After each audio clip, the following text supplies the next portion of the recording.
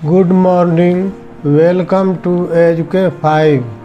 Math समझनी है तो वीडियो को पूरा देखा कीजिए और चैनल को अभी तक सब्सक्राइब नहीं किए तो प्लीज़ चैनल को सब्सक्राइब कर दीजिए। मैथ सॉल्व करते हैं, कहीं पर आपको दिक्कत होती है तो आप निश्चित तौर पर कमेंट करके पूछ लिया कीजिए कि हमें समझ में नहीं आ रहे, या इसके अलावा कोई भी और मैथ हो जो आपको समझ में नहीं आ रहा है तो उसे कमेंट करके आप मेरे से पूछ सकते हैं, मैं उसका सॉल्यूशन आपको दे दूंगा।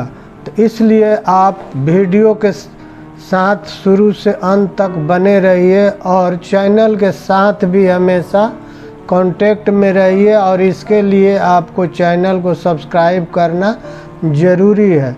तो चलिए चलते हैं आज के मैथ की ओर। आज का मैथ बड़ा ही एक यूनिक टाइप का है। इस मैथ को सॉल्व करना कितना डिफ़िकल्ट काम हो सकता है ये आप मैथ पढ़ने के बाद समझ सकते हैं। और ये मैथ आपको 2020 में आया है।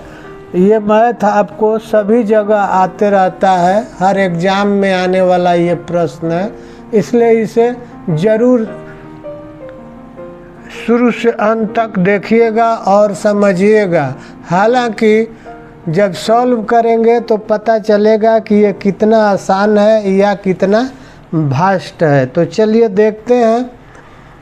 अब दिया है प्रश्न है so that 12 to the power n can never end with the digit 0 and 5 for any natural number n। प्रश्न कहता है कि 12 to the power n, और इसे अगर हम सॉल्व करें तो ये कभी भी इसका लास्ट जो डिजिट है वो 0 या 5 नहीं हो सकता है, जबकि n एक नेचुरल नंबर है। नेचुरल नंबर जानते हैं 1 2 3 4 5 6 7 8, ये नेचुरल नंबर है। और तो n तो मालूम नहीं है कि क्या है, 1 है 2 है 3 है 4 है 5 है 6 है, क्या है ये हमें पता नहीं है। लेकिन इसका सॉल्यूशन ये कह रहा है कि लास्ट डिजिट जो है सो 0 या 5 नहीं हो सकता है, ये प्रूव कीजिए।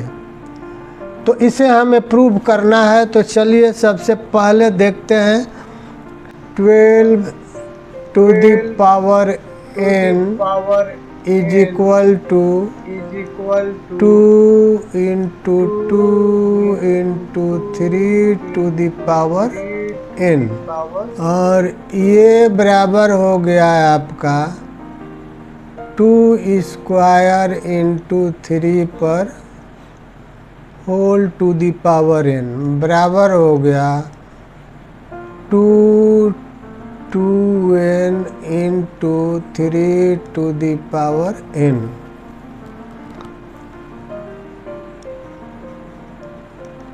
Given n is a natural number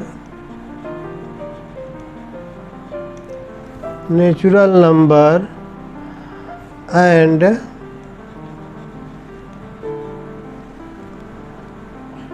prime factors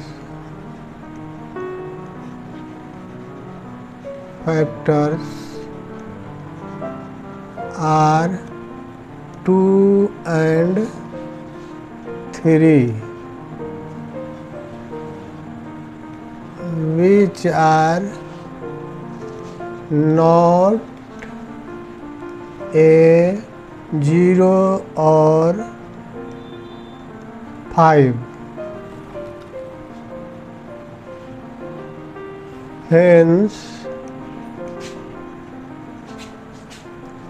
12 to the power n will not end with the digit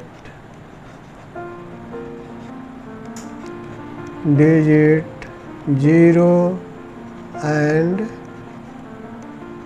5 proved.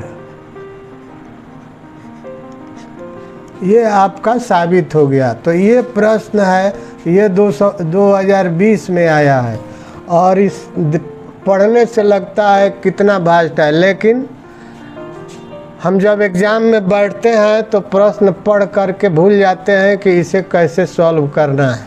इसलिए इस प्रकार के प्रश्न को सदा इस प्रकार से सॉल्व करना है, इसे आप हमेशा दिमाग में रखेंगे और इसे सॉल्व करते रहेंगे। मैथ एक ऐसा सब्जेक्ट है जिसे बराबर आप सॉल्व करते रहेंगे। जितना सॉल्व करेंगे, जितना रिपीट करेंगे सॉल्यूशन, उतना ज़्यादा आपको मैथ समझ में आने लगेगा। यानी जो भी मैथ एक बार आपने बना लिया, बना के छोड़ दिया तो उससे नहीं होता है। मैथ को बार बार बनाना पड़ता है। तो इसलिए आपको एक रूटीन वे में वर्क करना पड़ेगा और मैथ के लिए समय डेली निकालना होगा और ये सोच करके निकालना होगा कि हम एक समय में कितना मैथ हमको डेली सॉल्व करना है, और तब उस हिसाब से आप मैथ को रेगुलर सॉल्व कर पाएंगे और आप समझ पाएंगे कि ये। या दूसरा तरीका है कि जब आप मैथ को सॉल्व करते जाएंगे तो उसके लिए एक कॉपी तैयार कर लीजिए और कॉपी तैयार करके उसी में आप सारा मैथ बनाइए और उसे सुरक्षित रखिए और उसे हमेशा निकाल करके अपना सॉल्यूशन पढ़ते रहिए, देखते रहिए कि किस मैथ का सॉल्यूशन हमने कैसे किया है। और इसका क्या दूसरा मेथड भी है जो जिसके माध्यम से हम सॉल्व कर सकते हैं। तो इस प्रकार से मैथ का सॉल्यूशन या मैथ का आप मास्टर या आप कहिए कि जीनियस बन सकते हैं। आज के वीडियो में यहीं पर फिर मिलते हैं अगले वीडियो में एक नए मैथ के साथ। तब तक देखते रहिए इस वीडियो को, इस चैनल को, और वीडियो को लाइक शेयर अवश्य कीजिए, चैनल को सब्सक्राइब कीजिए ताकि आपको ज़्यादा से ज़्यादा मैथ का सॉल्यूशन प्राप्त हो सके। Thank you.